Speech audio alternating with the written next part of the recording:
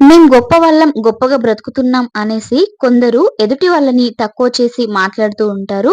గొప్ప వాళ్ళం, గొప్పగా బ్రతకడం అంటే ఏంటి? ఎదుటి వాళ్ళని నోటికొచ్చినట్టుగా మాట్లాడి ఎదుటి వాళ్ళ మనసుని బాధ పెట్టడమా? గొప్పగా బ్రతకడం అంటే ఏదో సాధించడమో, ఏదో సంపాదించడమో కాదండి అసలు.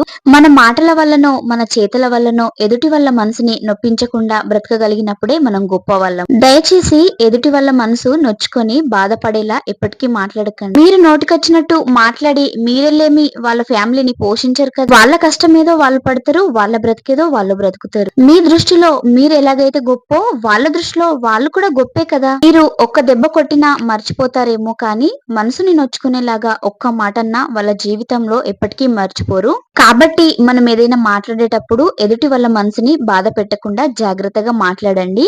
నేను ఇది ఎవరిని ఉద్దేశించి చెప్పట్లేదండి. నా లైఫ్ లో జరిగిన ఒక సంఘటన ఆధారంగా చెప్తున్నాను, ఏమనుకోకండి. వీడియో ఏదో చూపించి ఏదో చెప్తుంది అనుకుంటున్నారా? అవును, కానీ ఈ రోజైతే అలచింతకాయ కర్రీ ప్రిపేర్ చేశాను.